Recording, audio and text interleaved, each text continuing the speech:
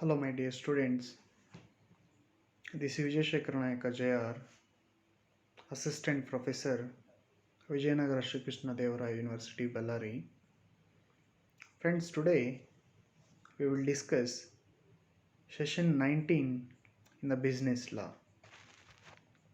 In this session, I'll explain you about communication of acceptance. In the previous session, we were discussed about the legal rules regarding the valid acceptance. Acceptance valid ಆಗಬೇಕಂದ್ರೆ ನಾವು ಆಫರ್ಗೆ ನೀಡುವಂಥ ಒಪ್ಪಿಗೆ ಕಾನೂನಿನ ಪ್ರಕಾರ ಇರಬೇಕಂದ್ರೆ ಏನೇನು ರೂಲ್ಸನ್ನು ನಾವು follow ಮಾಡಬೇಕಾಗತ್ತೆ ಅದರ ಬಗ್ಗೆ ನಾವು ಹಿಂದಿನ ಸೆಷನ್ನಲ್ಲಿ ನಾವು ಡಿಸ್ಕಷನ್ ಮಾಡಿದ್ವಿ. The objective of this session is to make you conceptually clear about communication of acceptance. By the end of this session, you will understand the concept of communication of acceptance. Communication of acceptance ಅಂದರೆ ಏನಪ್ಪ ಅಂದರೆ, ಇಲ್ಲಿ ಯಾರು offerer ಇದ್ದಾನೆ, ಆಫರರ್ ಏನು ಮಾಡ್ತಾನೆ, offer ಕೊಡ್ತಾನೆ, acceptor ಏನು ಮಾಡಬೇಕು, ಅದನ್ನು ಅಕ್ಸೆಪ್ಟ್ ಮಾಡಿದ ಮೇಲೆ ನಾನು ಅಕ್ಸೆಪ್ಟ್ ಮಾಡಿದ್ದೀನಿ ಅನ್ನುವಂಥ ವಿಷಯವನ್ನು ಯಾರಿಗೆ ತಿಳಿಸ್ಬೇಕಾಗತ್ತೆ, ಆಫರರ್ಗೆ ತಿಳಿಸ್ಬೇಕಾಗತ್ತೆ. ಆ ತಿಳಿಸೋದನ್ನೇ ನಾವು ಕಮ್ಯುನಿಕೇಷನ್ ಆಫ್ ಅಕ್ಸೆಪ್ಟೆನ್ಸ್ ಅಂತ ಕರಿತೀವಿ. As per the section 4 of the Indian contract act 1872, communication of acceptance is completes. Communication of acceptance is completes as against the proposer or a offerer when it is put in course of transmission to him.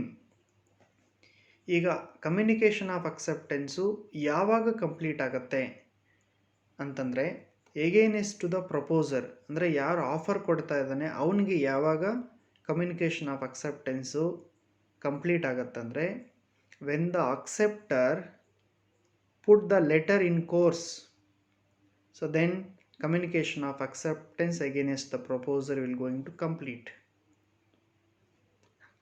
As against the acceptor, when it comes to the knowledge of the proposer, whatever the letter he posted, that letter has to be come to the knowledge of the proposer or a offerer.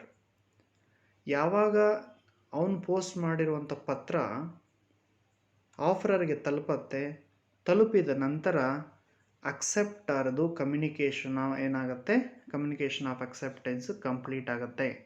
So this is as per section 4 of the act. For example, X offers to sell his car by a letter to Y at certain price. So ಈಗ X ಯಾರು, offerer. So ಇವನೇನು ಮಾಡ್ತಾ ಇದ್ದಾನೆ, offer ಕೊಡ್ತಾ ಇದ್ದಾನೆ. ಏನು offer ಕೊಡ್ತಾ ಇದ್ದಾನೆ, ಅವನ ಕಾರನ್ನು ಸೇಲ್ ಮಾಡ್ತಾನೆ. ಯಾರಿಗೆ, ವೈಗೆ ಸರ್ಟನ್ ಪ್ರೈಸ್ಗೆ ಸೇಲ್ ಮಾಡ್ತೀನಿ ಅಂತ ಲೆಟ್ರ್ ಬರೆದಿದ್ದಾನೆ. Y accept the proposal of X. ಏನು ಎಕ್ಸ್ ಆಫರ್ ಕೊಟ್ಟಿದ್ದ ಆಫರ್ನ ಈಗ ಯಾರು ಅಕ್ಸೆಪ್ಟ್ ಮಾಡ್ತಾ ಇದ್ದಾನೆ, ವೈ ಅಕ್ಸೆಪ್ಟ್ ಮಾಡ್ತಾ ಇದ್ದಾನೆ. Accept the proposal of X by a letter send by post. ಈಗ ಅವನು ಅಕ್ಸೆಪ್ಟ್ ಮಾಡಿದ್ದೀನಿ ಅಂತ ಲೆಟರನ್ನು ಏನು ಮಾಡ್ತಾ ಇದ್ದಾನೆ, ಪೋಸ್ಟ್ ಮಾಡ್ತಾ ಇದ್ದಾನೆ. ಸೊ ಈಗ ಇಲ್ಲಿ ಕಮ್ಯುನಿಕೇಷನ್ ಆಫ್ ಅಕ್ಸೆಪ್ಟೆನ್ಸು ಯಾವಾಗ ಕಂಪ್ಲೀಟ್ ಆಗುತ್ತೆ ಅಂತ.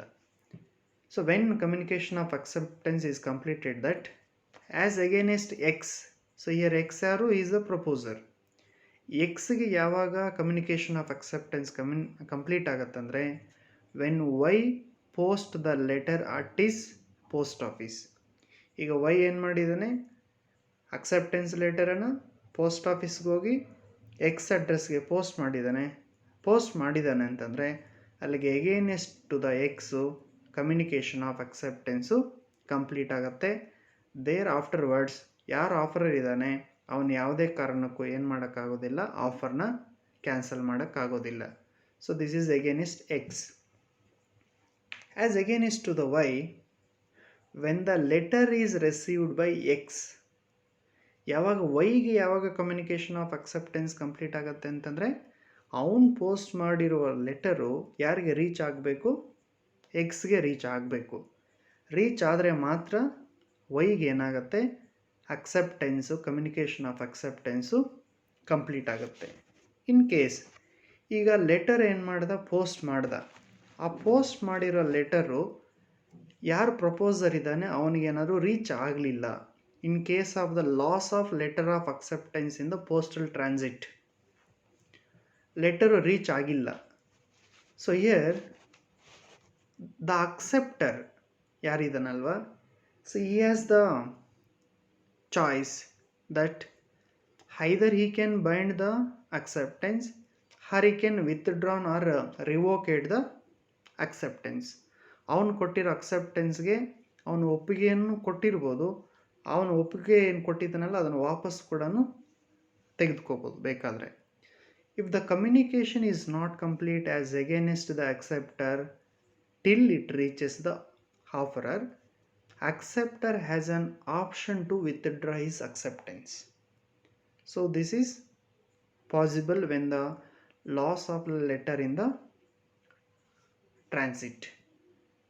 But in case of the conversation in the telephone or a fax or a telex or a mobile phone, so in such a contract, communication and acceptance is instant.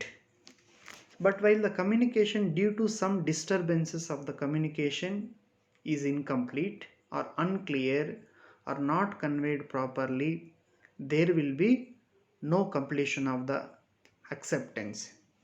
So it was observed in the case study Kanhilal versus Dinesh Chandra. So it is the case which were held in India where the contract is affected by telephone conversation. ಕನಿಹಾಲ್ಗೆ ಮತ್ತು Dinesh ಚಂದ್ರಗೆ telephone conversation ಆಗಿ ಒಂದು contract ಮಾಡ್ಕೊಂಡಿದ್ರು. But ಆದರೆ ಆ contract complete ಆಗಲಿಲ್ಲ. ಯಾಕೆ ಅಂತಂದರೆ acceptance of the offer by the offer is clearly heard and understood by the offeror. ಇಲ್ಲಿ ಯಾರು ಆಫರರ್ ಇದ್ದಾನೆ ಆ ಆಫರರ್ಗೆ ಕ್ಲಿಯರಾಗಿ ಕೇಳಿಸ್ಲಿಲ್ಲ. ಹಾಗಾಗಿ ಈ ಒಂದು ಅಕ್ಸೆಪ್ಟೆನ್ಸ್ ಏನಿದೆಯಲ್ವಾ, ಈ ಒಂದು ಅಕ್ಸೆಪ್ಟೆನ್ಸ್ನ ಅವನೇನು ಯಾರು accept ಇದ್ದಾದರೆ he can take back. So this can be possible.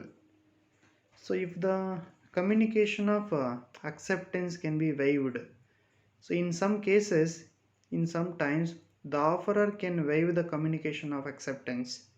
So he can so generally such things can be there where the offerer attaches certain conditions of the proposal to be performed by an acceptor. So in case of the general offer, so it can be observed. So it was observed in the case study Carlyle versus Carbolic Smoke Balls company. ಇಲ್ಲಿ ಕೆಲವೊಂದು ಸರಿ ನಾವೇನು communicate ಮಾಡಿರ್ತೀವಲ್ವ ಅದನ್ನು ನಾವು ಬೇಕಾದರೆ wave up ಮಾಡಿ ನಾವು ವಾಪಸ್ ತಗೋಬೋದು. So this is about the communication of acceptance. If you required more information about this, you can go through with these references. Thank you for watching. Have a good day.